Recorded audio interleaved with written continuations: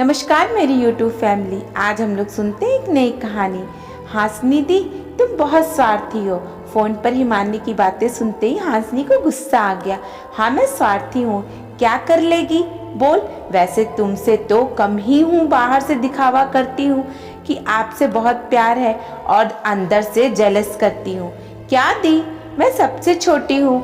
माँ पापा आपसे मुझसे ज़्यादा प्यार करते हैं, मुझे तो अनदेखा कर देते हैं और आप भी जब देखो तब बातें सुना देती हैं, कहकर हिमानी रोते हुए फ़ोन कट कर देती है। अब देखना यह है कि इन दोनों के झगड़े में कौन जीतता है। अजय और अलका की दो बेटियां हैं, बड़ी बेटी हांसनी और हिमानी छोटी है। वो दोनों इन दोनों के झगड़ों से तंग आ गए थे। दोनों को जैसे ही पाल पोस कर बड़ा किया था, पढ़ाई अच्छी कराई, मालूम नहीं कहाँ से वो कब से उन दोनों में ये लड़ाई शुरू हो गई। दोनों की शादी हो गई थी, दोनों को ही अच्छा पति और परिवार मिला। हांसनी के दो लड़के और हिमानी के भी दो लड़के थे। सब प्यार से रहते थे। पति की नौकरी से लेकर गहने, घर, बच्चे, उनकी पढ़ाई, हर छोटी छोटी बातों पर कहाँ सुनी हो जाती थी। सोचा था बच्चे बढ़ रहे हैं तो शायद समस्याओं का हल हो जाएगा, नहीं अब तो और बढ़ गई है। बड़ी के घर गए तो छोटी को गुस्सा, छोटी के घर गए तो बड़ी को गुस्सा। इसलिए घर भी दोनों को एक साथ नहीं बुलाते थे, क्योंकि घर को कुरुक्षेत्र का मैदान बना देते थे। अलका और अजय को भी लगता था कि अब हमारी जिम्मेदारी भी खत्म हुई और आराम से रह सकते हैं, पर कहाँ, इन दोनों ने तो उन्हें फुर्सत से सांस भी नहीं लेने दिया। कल की ही बात है, छोटी का फोन आया, अपने दीदी के बेटे का जिस स्कूल में भर्ती कराया है, मेरे बेटे को भी वहीं भेजना चाहती हूँ, तो आप वहाँ स्कूल में बात कीजिए। यह काम आसानी से नहीं होते, उन्हें कैसे समझाएं। अभी स्कूल में एडमिशन मिलना दांतों तले चने चबाना जैसा हो गया है, पर अब जब तक एडमिशन नहीं मिलेगा यह छोटी मुझे सोने नहीं देगी। किसी तरह मैंने अपनी पहचान के कारण उसके बच्चे का एडमिशन कराया, अब वो खुश है। थोड़े दिन वह मुझ पर मेहरबानी रहेगी और अब इस समाचार को सुनते ही बड़ी क्या घपला करने वाली है, ये सोच सोच कर मेरा दिल बैठा जा रहा था। अलका ने कहा, आप उनके बारे में सोचना छोड़िए। आपको मालूम है कितने दिन हो गए हम लोग कहीं घूमने नहीं गए। मैं सोच रही थी कि हम कहीं घूम आए। अजय ने कहा, सही कहा तुमने। बोला, कहाँ चलते हैं? मेरा बनारस जाने का मन कर रहा है, चलिए ना, जाकर थोड़े दिन रहते हैं। ठीक है, मैं टिकट का प्रबंध करता हूँ, अजय कहता है। दोनों बातें करते करते रहे, तभी हंसनी का फोन आ गया। पापा, खुशखबरी है। वाह बेटा, क्या बात है? हमने आपके घर के ऊपर जो घर बनाया है ना, उसका गृह प्रवेश कर रहे हैं। 15 जनवरी तक आप लोग एक सप्ताह के पहले ही आना। मेरी मदद जो करनी है तो कुछ अपने प्लान मत बना लेना, कहकर चहकने लगी। अरे बेटा, जरूर आएंगे, तो फिक्र मत कर, बहुत खुशी की बात है, कहकर फोन रख दिया। अब अजय ने कहा, बनारस हंसनी के गृह प्रवेश के बाद चलते हैं। अच्छा, वहाँ मैंने टिकट बुक नहीं करा है, कहते हुए दोनों बातें करने लगे। दूसरे दिन अजय जैसे ही नहाकर बाथरूम से आया, अलका ने कहा, अजय गजब हो गया। अजय डर गया। क्या? अलका, सब ठीक है ना, रुको मैं भगवान को प्रणाम करके आता हूँ, इसी बीच अच्छी सी चाय बनाओ। पीते पीते बात करते अलका चाय बनाने गई और चाय लेकर बैठ के आई। तब तक अजय भी आ गया और चाय पीते हुए कहा, चल अब बोल, क्या गजब हुआ? हिमानी का फोन आया था। अरे वाह, बोले क्या? उसने कहा उसके बड़े बेटे का जनेऊ करना चाह रही है। बहुत बढ़िया, अभी ही सही समय है। वैसे अलका वो 9 साल का हो गया है ना, कल की ही बात है ऐसा लगता है। हाँ, आगे बोल। जी, अब पंडित जी बात करना है क्या? अरे नहीं जी, उन्होंने बात कर ली है, मुहूर्त भी निकाल लिया है। ये तो बड़ी अच्छी है।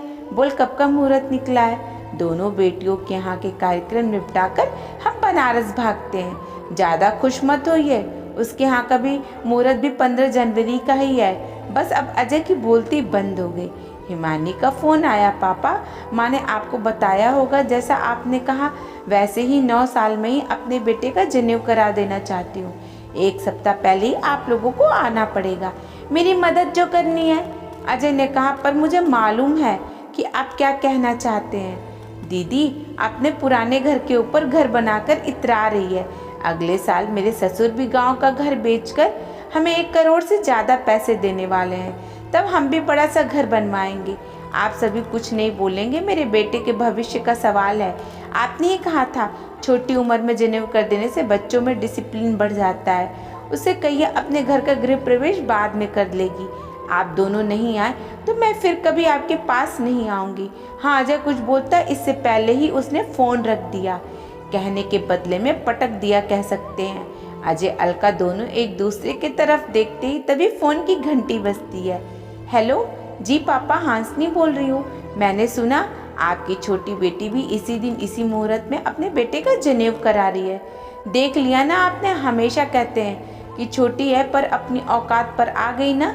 जलती है मुझसे, मैंने आपको पहले बताया, और घर की बड़ी बेटी हूँ। थोड़ा भी प्यार मुझसे है तो आप मेरे ही घर आएंगे। अभी तो उसका बेटा छोटा है, अगले साल जनेऊ करा सकती है कि नहीं।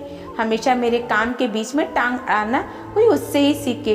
हो कहते हुए फटाक से रिसीवर रख दिया। दूसरे दिन सवेरे अजय ने कहा, अलका सामान बांध, हम लोग 1 महीने के लिए बनारस जा रहे हैं। मैं टिकट बुक करा कर आता हूँ। 2 दिन बाद दोनों बनारस पहुँच जाते हैं और दोनों बेटियों के घर चिट्ठी फंक्शन के एक दिन पहले पहुँचती है। दोनों चिट्ठी खोलकर पढ़ती हैं। हंसनी माँ पापा का प्यार। बेटे, हम दोनों ने बहुत ही प्यार से आप दोनों को पाल पोस कर बड़ा किया था। आप दोनों हमारी 2 आँखों के समान हो। किसी एक को भी हम तकलीफ में नहीं देख सकते। आप दोनों अब 2-2 बच्चों की माँ हो, फिर भी आप लोग इस तरह से लड़ते हो। अपने बच्चों को क्या सिखा रहे हो? अभी से ही उनके बीच फूट के बीच बो रहे हो। हांसनी बहन के बच्चे आपके नहीं है क्या? वो लोग अच्छे से आगे बढ़े तो आपको खुशी नहीं होगी? हिमानी बहन ने बड़ा सा घर लिया तो तुम्हें खुशी नहीं होगी? कल तुम भी बड़ा सा घर बनाओगी। यह दुनिया की रीत है। बच्चे बस थोड़ा सा आगे पीछे। हम दोनों को दुखी नहीं करना चाहते थे आपको, इसलिए हमने सोचा कि हम अपना शेष जीवन बनारस में ही बिताएंगे। आप दोनों अपने अपने परिवार में खुश रहिए। बच्चों को प्यार। हांसनी ने हिमानी को फ़ोन किया। फ़ोन पर दीदी की आवाज़ सुनते ही हिमानी ने कहा, दीदी सॉरी। हंसनी ने कहा, छोड़ रे, तू तो छोटी है, मैं बड़ी होकर भी तुझसे लड़ती रही, सॉरी। हिमानी ने, दीदी अब हम दोनों माँ पापा को बहुत तकलीफ दिया है, इसका दिल बहुत दुखाया। मैं कल ही बनारस के लिए टिकट बुक करती हूँ। हम लोग उनसे मिलकर उन्हें अपने साथ लेंगे। वंस अगेन सॉरी दी। अरे हिमानी, तू जैसे कहेगी वैसे ही करूँगी। ठीक है, कल चलते हैं। हमें माँ पापा से माफ़ी मांग लेते हैं। दोनों की बातें सुनकर अजय अलका वापस आकर अपने नातियों के साथ सुखी जीवन बिताएं, इसकी हम कामना करेंगे। अगर इस कहानी ने आपके दिल को छुआ है तो सभी दोस्तों के साथ शेयर करें और हमारे चैनल को सब्सक्राइब कर लीजिएगा। धन्यवाद।